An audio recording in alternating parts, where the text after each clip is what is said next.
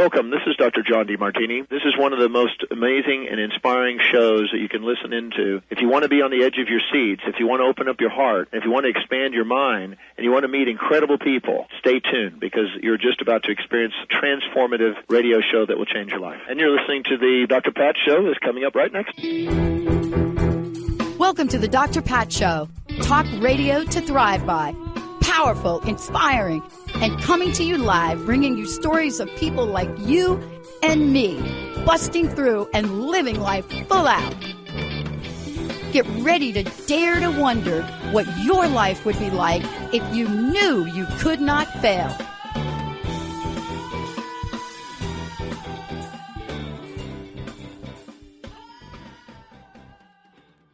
Everybody, welcome. We've got a great lineup for you on Transformation Talk Radio today, the Dr. Pat Show. I am going to kick it off in a minute with a very special guest and author. Ann J. Clark is joining me here today. Dr. Ann J. Clark, the author of Healing from Great Loss. I'm going to hold that up, but I know Jacob has got a lot of things going on to show all of you. Very important message, so much for our times, but so much in here to help us understand that the process that we experience, whether it's loss or associated loss, as Anne calls it in the book, these are the defining moments in our lives. These are the things that affect us. And then there is also the physical aftermath. There's so much in this book that's so important to talk with you about. And then after this show, you got to listen to Christine Clark. You just have to listen to the show she's doing. Her episode title is called Contact. So Forging a Life comes after this. Just incredible. For those of you out there, I want to welcome you. And you've heard me talk a lot about loss, right? We even did a show, Mark and I did a show last week, an interview with the youngest member of parliament from the Ukraine. And so in those conversations, we talk about loss. We talk about, what are some of the losses that we experience in life, but what about the great losses? What was it in my dialogue with him where he reflected upon the fact, that what they're going through today is an aftermath of what they went through in 2014, which most of us kind of forgot. But when we think about this and we think about what Anne has done and the work that she has done as an academic researcher, as somebody that is directed the Center for Nursing Research. I love that this is what she and I have in common. We love this researching part, but researching without presenting the results is a little bit incomplete. And so today she's the author of numerous publications, previous books, co-authored, the little book of Life Between Lives, Wisdom of Soul, Winter 2020 Coalition. I mean, there's so much, but today's show is about great loss and how to heal from it. And thank you, Dr. Clark. Thank you for joining me here today. Welcome to the show. Thank you for inviting me. I loved the research part of my academic journey.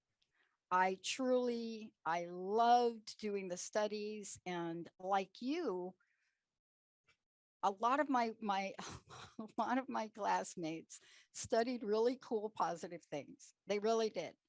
I studied loss and the consequences of psychological contract violation. And so when I was done, unlike you, I did not have the stamina to stay and continue, because what I found was explaining life at the levels that people were experiencing it, but I did not have the resilience at the time to continue. This subject has to be a passion and a purpose for you. It has to be, or you wouldn't have been able to write this book. Tell me about that. What stimulated my writing of this book was the loss of my daughter. I had lost my mother previously, and then my younger brother. I'd also experienced a divorce earlier in life, but nothing hit me like the loss of my daughter did. So the first thing I want to say is not all losses are alike. Every loss hurts, and we must heal from every loss. But some losses are what I term great losses. And what I mean by that is when we experience a great loss, we lose a loved one, a marriage, a relationship, a job, our health, any type of loss, but it takes along with it a piece of our core identity, or it occurs at a time when we're living life just on the surface and don't really have anything to hold on to in the storm of loss. Yeah. It's fascinating that we're talking about this because there is a distinction.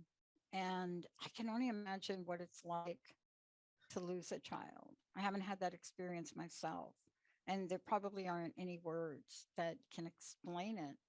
Um, and it really does strike us at a deep, deep, deep, almost almost in a way that you can't describe it emotionally, right?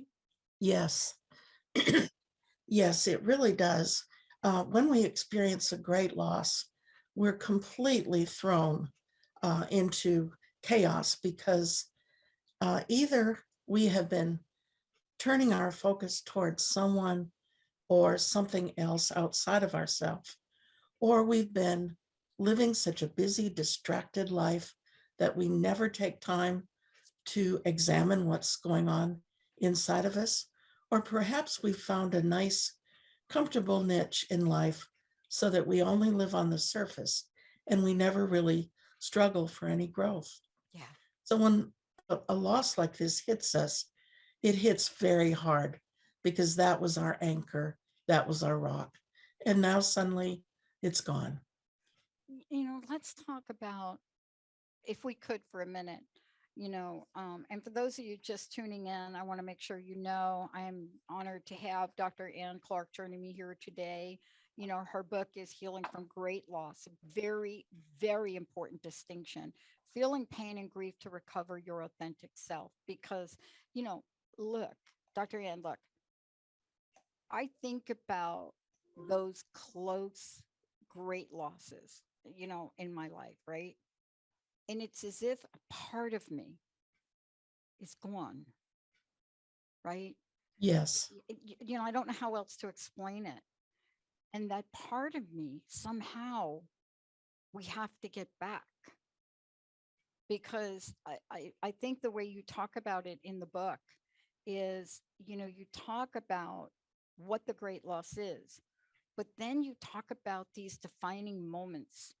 And let's just talk about those for a minute.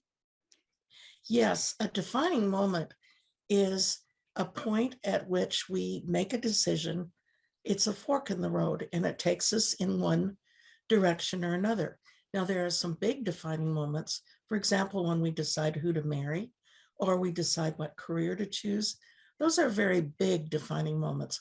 But the ones that occur after we've experienced a loss are smaller defining moments. It's when opportunities for growth come up, or perhaps a choice we make would leave us where we are without doing anything to really help ourselves heal. Mm-hmm. So we can't really prepare for a defining moment. Those defining moments come, we can prepare for them, excuse me for saying it that way. We can prepare for them, but we can't know when they're going to come. A defining moment comes without notice, whether we're ready for it or not. And the choices we make will have consequences. They will lead us in one direction or another, but we can prepare for them. And the way we do that is after we've experienced a loss, as soon as we're able to do so, after we've done our initial healing, is we need to start thinking about what we want our life to be like after the loss. What do we want our future to look like? And we need to hold that vision in our mind. Mm-hmm. Then, when a defining moment comes along, we will make a choice that moves us in that direction.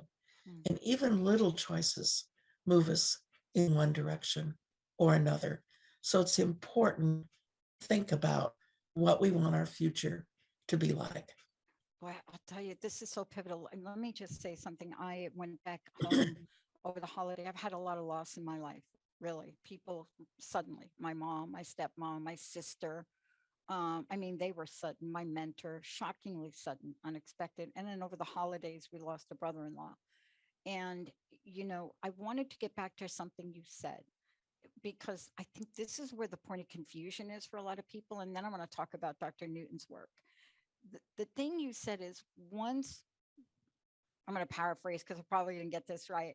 Once we get past our initial, right, grieving, see that right there. Can you talk more about what that looks like? Because a lot of folks don't know that that is part of the process. There are some people like Joan, when Bjorn passed away, it was take everything out of the closets. We need to take everything out of the house, clothes, shoes, give them away. That was like boom, like the next day. That was her process. That now I'm not saying that was the end of her grieving, but can you talk to this initial grieving part? Yes. And thank you for bringing that up. First of all, let me say that this book is not for right after you've experienced your loss. Right. This book is for later on.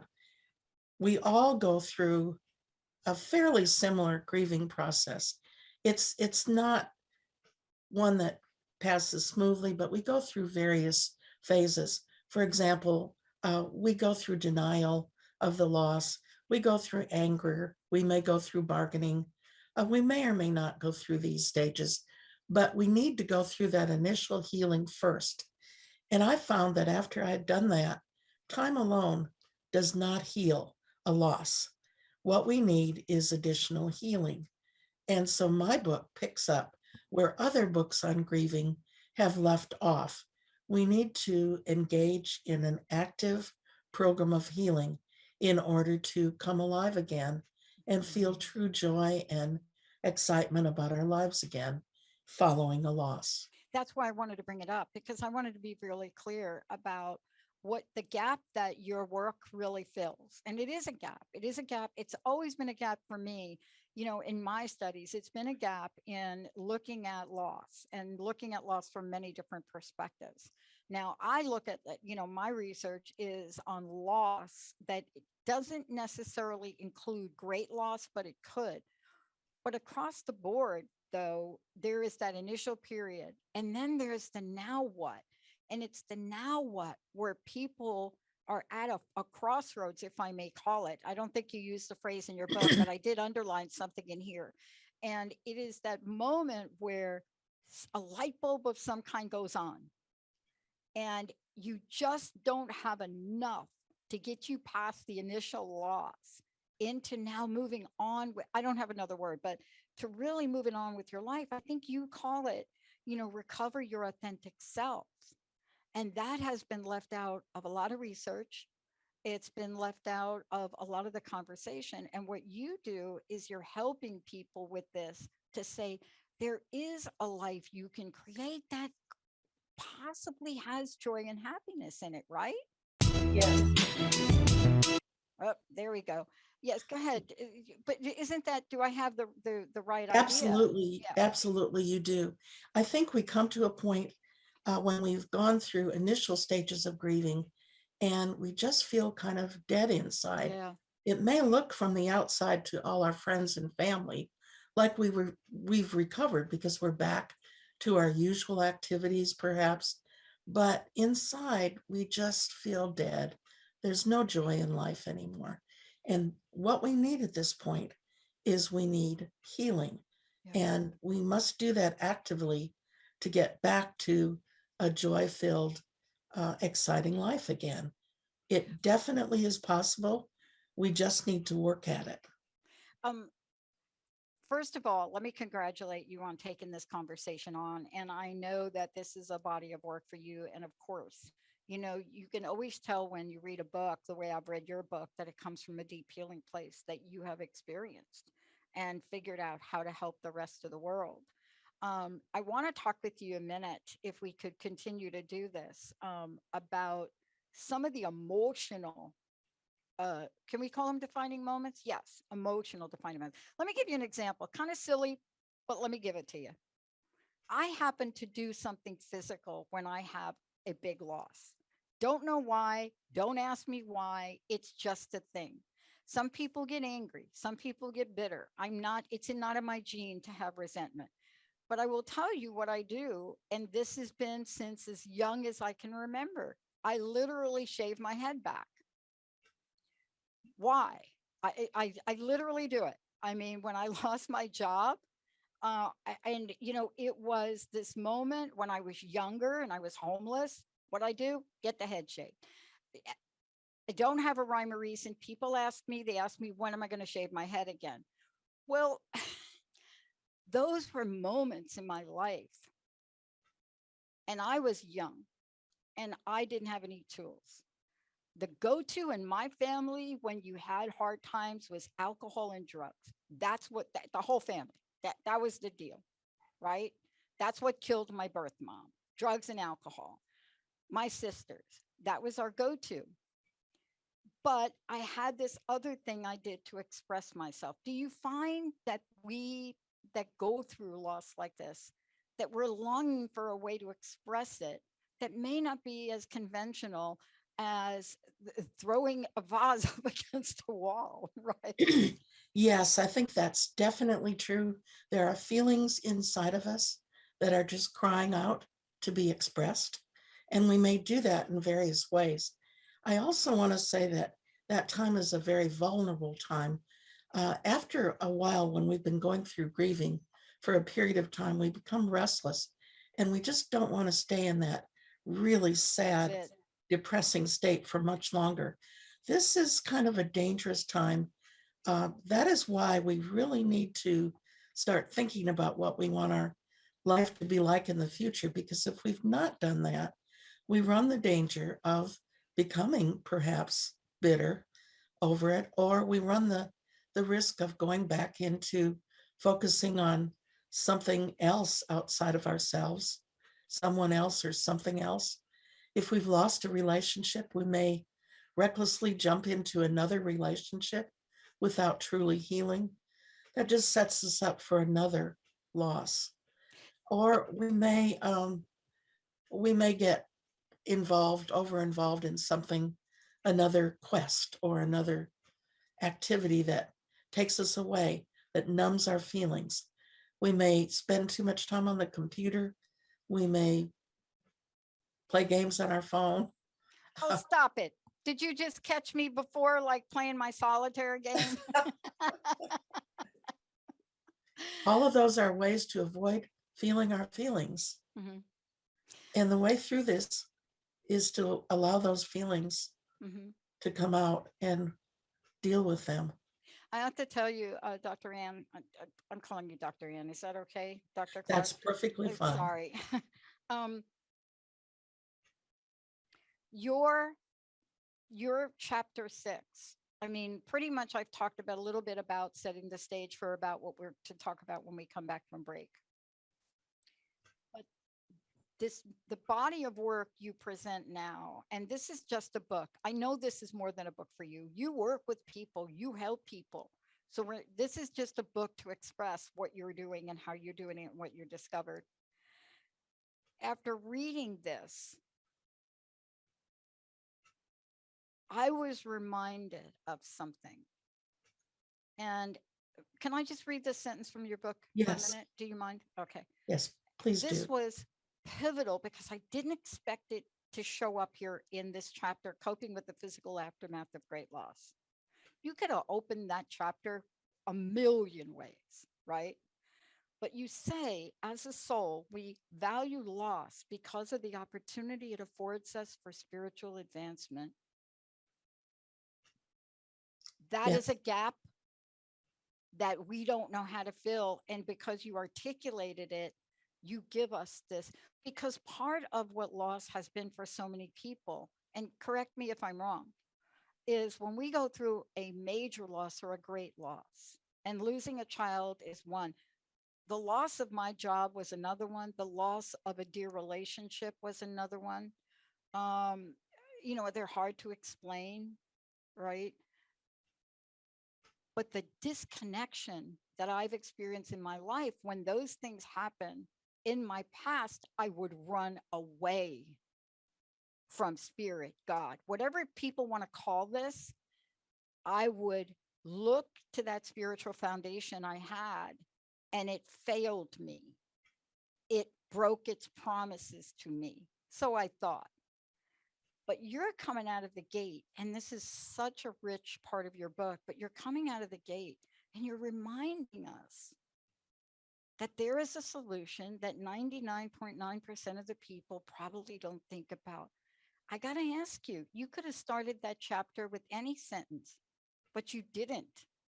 Tell me about what you discovered about this part, about the soul and spiritual advancement, if you could. Well, first of all, I want to say that one of the questions we always ask after we've experienced a great loss is why? Why did this happen to me? Yep. And the answer that I provide in the book is that we are souls who come to Earth to grow, learn, and enjoy here on Earth. We come here with a purpose and we plan our lives ahead of time. Most likely, the loss that we've experienced was pre planned by us, or at least the possibility of it was pre planned. And the reason for pre planning that loss is that we learn and grow as souls immeasurably from the experience of loss.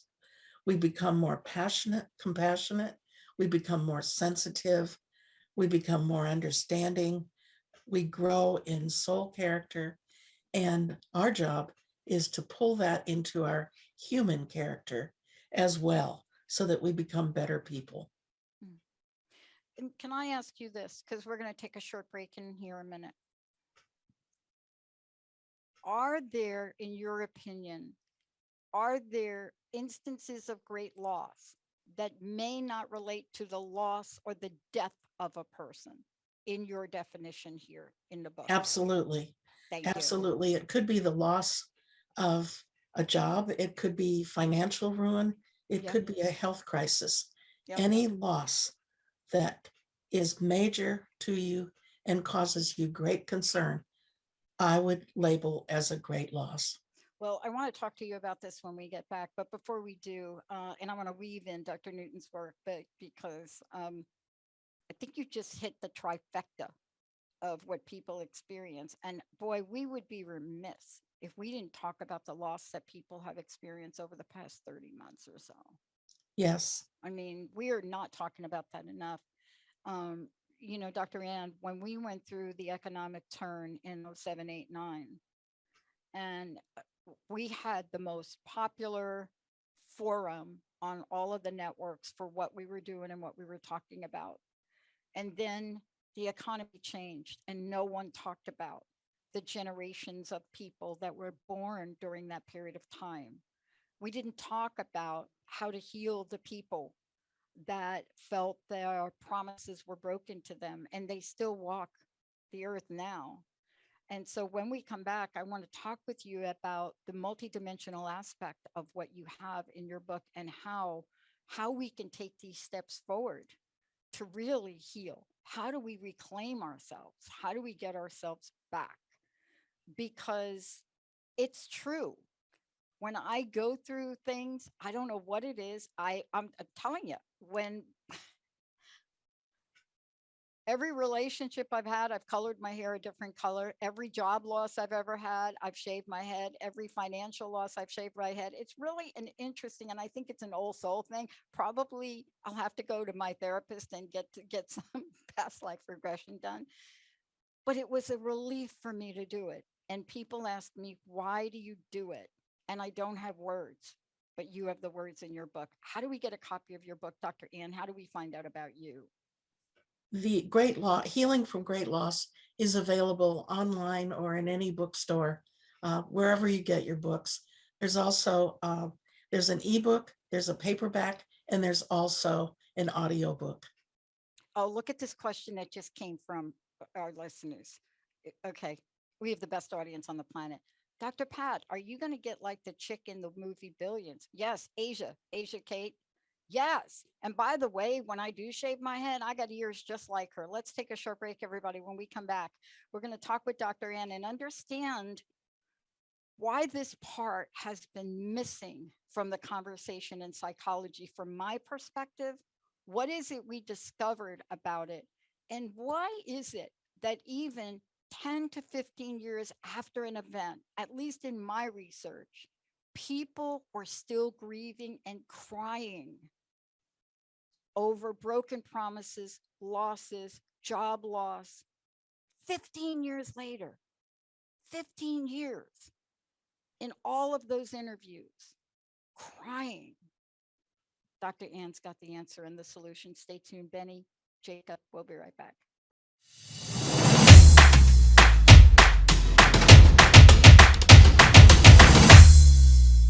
Hey, everybody, welcome back.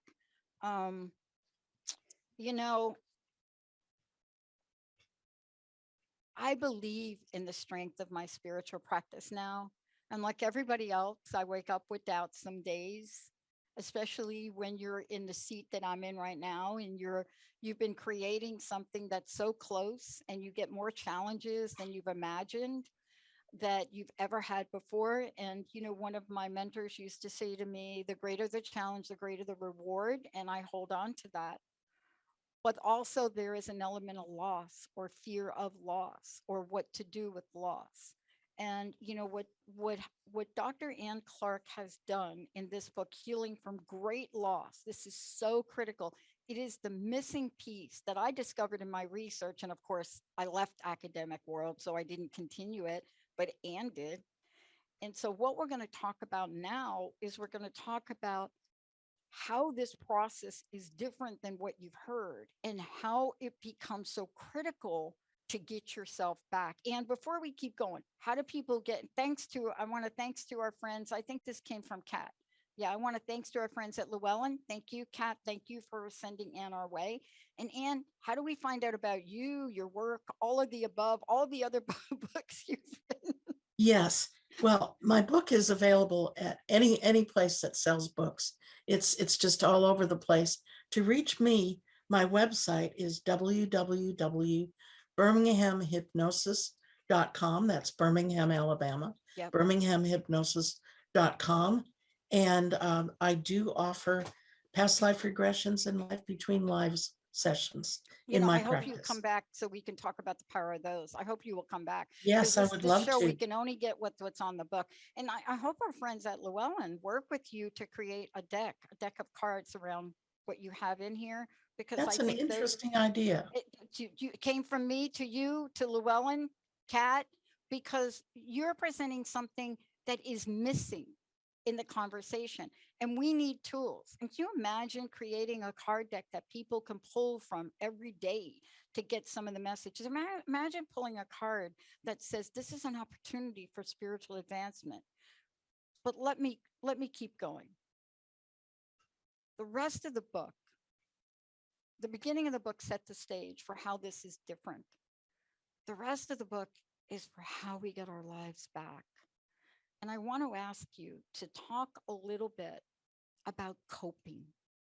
That isn't that a term we use all the time in psychology and hypnosis, like coping? And like nobody really knows what it means. But there is a physical aftermath. I experienced it. My body stopped working. It just stopped. And then it catapulted from there. This is a great chapter. Why was this important to really address the physical? Because very few books do. They want us to go to a different, but this is like, okay, physical. Yes. Well, I'm a nurse, and so of course that was very important to me. Yeah. But when we experience a great loss, every part of us is affected. Our physical body, our psychological self, and our spiritual self. We're all affected. Physically, in the first up to 6 years following a great loss, you are more likely to experience an accident or an illness. And I have been tracking among my patients what happens after great losses, and I see about an 80% incidence of serious illnesses occurring after a great loss Wow. has been experienced. Therefore, I stress strongly in my book that you pay attention to your health during this period.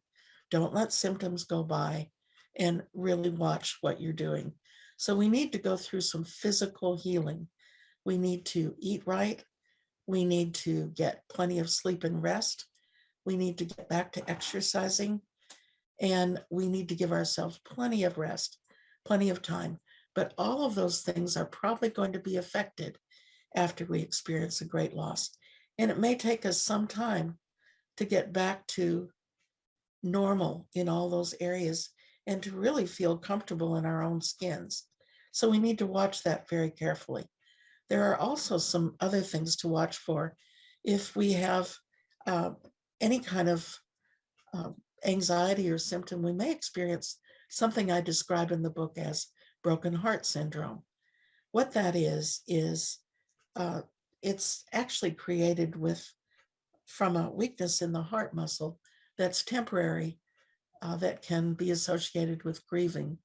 It's not really serious. It usually goes away on its own, but it can look and feel like a heart attack, and it should not be ignored because it might be, but chances are it's broken heart syndrome. So we need to really pay attention to our physical needs during this time. Secondly, our psychological systems are very affected with loss. There's a strong incidence of free floating anxiety after we experience a loss. And also, it changes all of our relationships. The reason it does is we're not the same people that we were before we experienced the great loss. And for some of the people in our lives, they'll adapt to that fairly easily. Others may have kind of a hard time with it, and it may take some time to readjust. You may just find that certain people are no longer um, in your life, and you may see new people coming in because of the changes that you've made. Mm. Psychologically, we have a lot of adjustment to do. And one of the big things is when we experience a great loss, it brings up every loss that we've experienced in the past that we have not fully healed. So, in essence, we're being given an opportunity to truly heal from loss. And we should take the time and make the effort to do that healing. Um, I love to, and thank you for that. I love that you share stories in the book.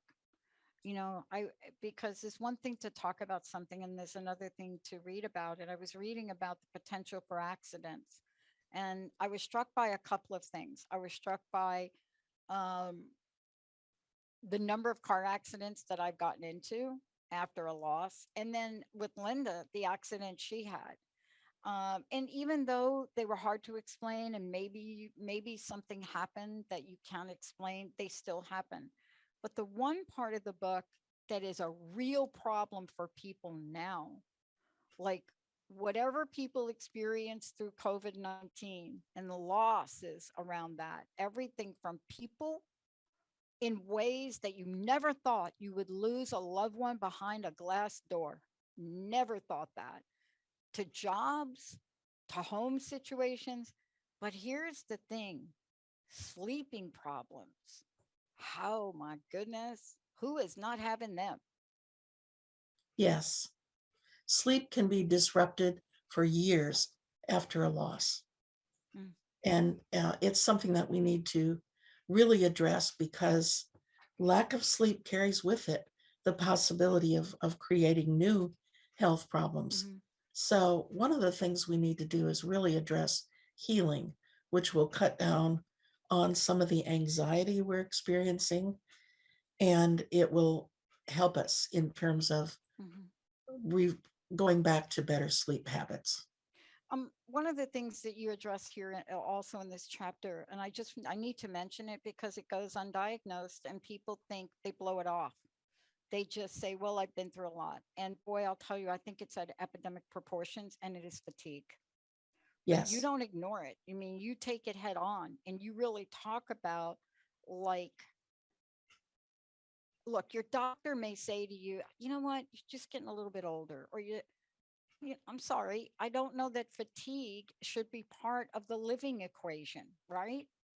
I absolutely agree. It takes a tremendous amount of energy to deal and cope with grief. And most people who experience a great loss experience fatigue for as long as 2 to 3 years following the loss. Hmm.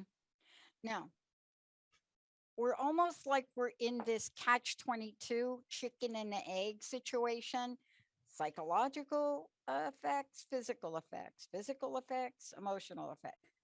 The point is that they all intertwined. And I want to talk a little bit now about what you talk about in your book about coping with the psychological aftermath, because clearly these are things that if people are aware of them, even if you don't show physical symptoms, there are other things. You talk about what we can do with anxiety. You talk about relaxation techniques and approaches. But boy, Yes, we don't want to face our psychological aftermath. I will tell you that. That is like like we'll look in the mirror and say, "Oh, I gained about 10 pounds." But boy, to look in the mirror and say, "I'm feeling anxious," that is a giant roadblock for people. yes, yes. That is definitely true. We experience a great deal of anxiety, fatigue. We're just not ourselves. And yes, relaxation is very important during this period. And one of the big things that we need to do that we probably don't want to do, but it's good for us, is we need to take some quiet alone time. We need to take quite a bit of it actually, because we need time to sort through all the many thoughts that are flowing through our minds and to cope with the feelings that are coming up for us. In my book, I suggest a number of techniques, but one of the things that I think is very helpful is to take quiet time, relax, write down your feelings. And I think that that can help to allay some of the Mhm. anxiety that you're feeling and help you reconnect with your inner guidance and find a pathway for the future. One of the things I jump to, even in that conversation and what you suggest in the book, is I really jumped to something that I wanted to hear your perspective on it, because you wrote about it so well, and you wrote about it in a multidimensional way, and that is reformulating our identity. It is, most people don't know that that is even an option for them. And boy, it is a missing link in so much. You know, Linda would talk about, she would take a look at me on days and the only word she could come up with was floundering. And I'm not a flounderer, but my identity took a hit, right? When Yes, you lose a job after 25 years, if you don't think your identity is going to take a hit, oh boy, right? But yes, can you talk about this part? Because you go on to talk about it, everything from readjusting relationships, but then you bring in confidence. And I was so surprised you included it. Can you talk to this and how important this is now? yes. I think what happens to us when we experience a great loss is we not only become anxious, fatigued, not feeling comfortable in our own skin, our relationships change. It seems that everything falls apart after we've experienced a great loss. So we lose confidence. It seems as if the world that we thought we understood does not work exactly the way we thought it did. And we lose confidence in our judgment. We lose confidence in our ability to make ourselves happy. We feel lost in terms of what it is we want to work for now, because our goals that we may have had before have to be readjusted after a great loss. We don't know who we are anymore. So, the big thing that we need to do is reconnect with our real inner selves. We need to take quiet time to do that. I suggest a number of things in my book. I mentioned the journaling. I think we also need to spend time in nature. We need to spend time remembering those things that we used to love, doing some of the things that were once important to us that we just let go along the way. We need to give ourselves what I call in the book extreme self care. Yeah. We Yeah. need to have the foods we like to eat. We need to take long, luxurious baths. We need to curl up and read a book if that's something we like to do. We need to give ourselves the experiences that really make us feel comfortable and Mhm. happy. Yeah. There are two things I want to really, talk about that you mentioned. One is you refer to it as maximum self care, but then before we bring this full circle to talk about healing wounds, you also say we have to reconnect with our higher selves, with a higher self and a higher self energy. Yes. And it sounds great, and it's really hard for people to do because after a loss, we do go back to the why me and why did you do that to me? Right? You promised, and we're talking to a higher self. But one of the things you say is we have to get back to that connection. Yes. And some of us may never have had it. Yeah. Yeah. Yeah. I mean, that's true. I hadn't thought about that. You're absolutely right. We Yes, may I have think never that's had it. definitely true. Hmm. From Dr. Newton's work, we know that we're souls who Yeah. come here to experience life by joining with the human body. So we become integrated, but we forget that we're a soul and we think that our existence here on earth is really all there is. Hmm. Meanwhile, we bring a lot of our soul energy with us, and it's that inner voice inside that's constantly speaking to us. But we get so busy and so distracted and so into what's going on the outside that we fail to listen to what's going on Hmm. the inside. So, quiet time is absolutely essential. Hmm. Taking time to be quiet and listen to what's being said on the inside. I recommend things like listening to music, meditating, spending just quiet time by yourself, doing things that you love quietly. Those are all times when your inner voice can break through. Mm. Yeah, I do a show. Unusual for me to do a show with another host, but got the idea about 2 years ago to do a show with Mark Anthony, and it's called The Psychic and the Doc. And Oh, yes. Mark is the afterlife guru, and so we do that show. So I was thrilled when I got towards the end of the book for your conversation in the book about establishing afterlife communication, because so often you hear people say, I don't know, I was just laying in bed and my dad just showed up. And rather than know what to do with that, they think they're losing their mind, but they may not. Talk about the importance of, and this was you purposefully included this in the latter part of the book. Tell me about your thinking Yes. on that and the significance of Well, it, the first please. thing I need to say is if we lost a loved one, they didn't die. They're still very much alive. They retain their personality in the afterlife, and they are wanting to connect with you and still be part of your life. First of all, they might show you signs that they're around.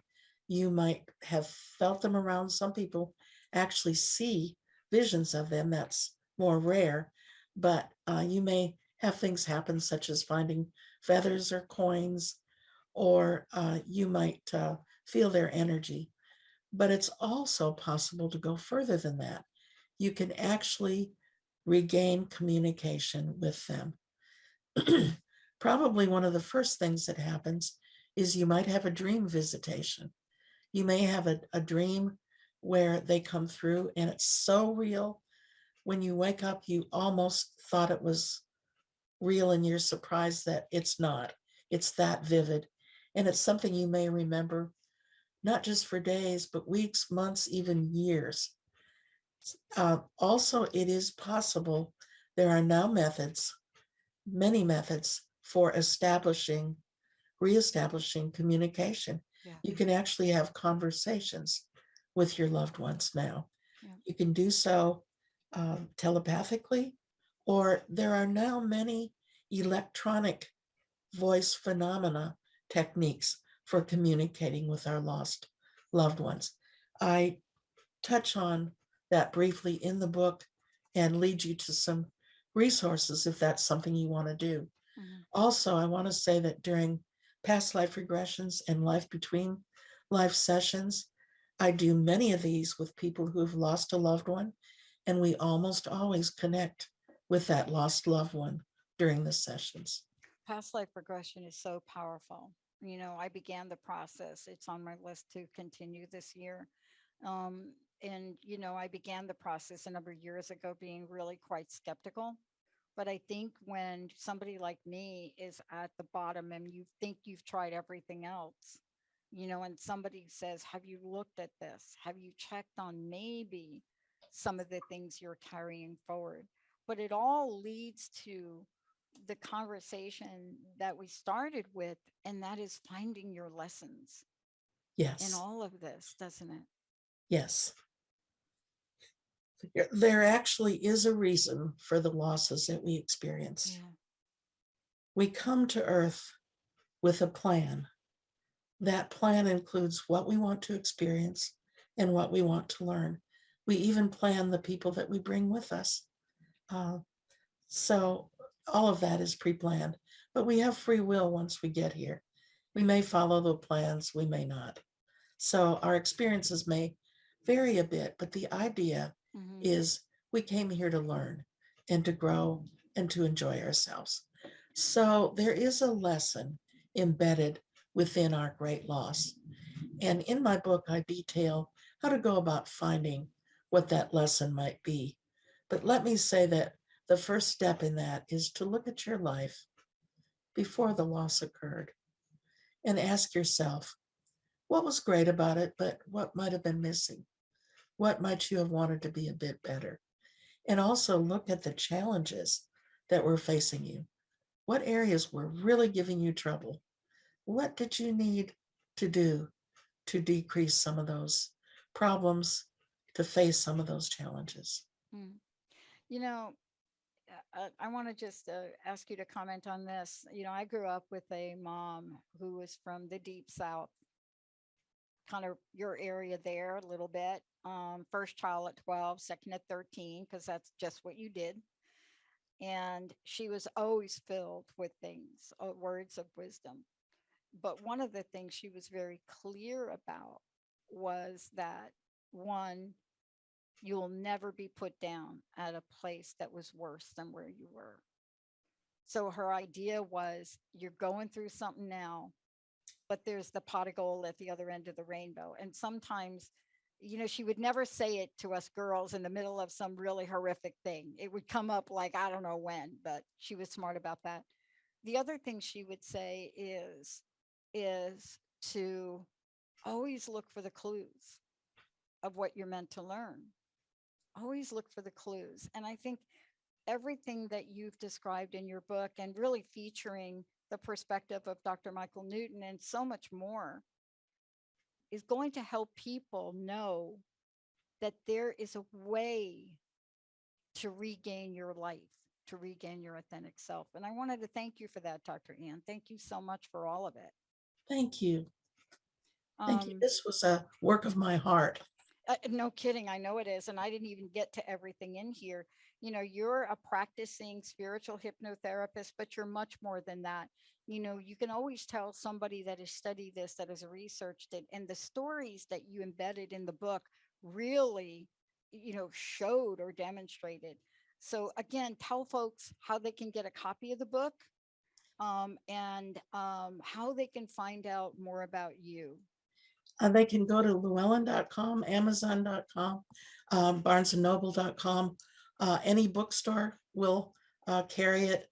There is an ebook, a paperback, and an audiobook available.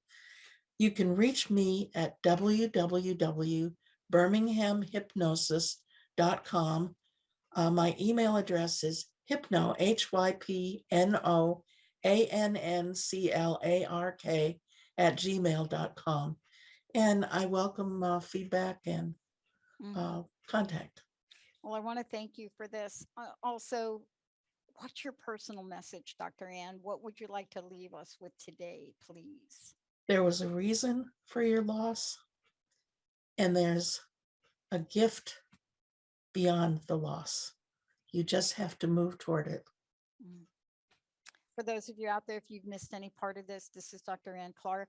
The book is Healing from Great Loss, Facing Pain and Grief to Recover Your Authentic Self. And, you know, this is the gap that we find in the field that we are both in, but it is a gap that we find a lot of times in the conversation about loss. It is that gap that gives us permission to become our true selves again, not to suffer, but to really claim those parts of us that we almost inevitably think we have to give up. Dr. Ann, thank you so much for everything.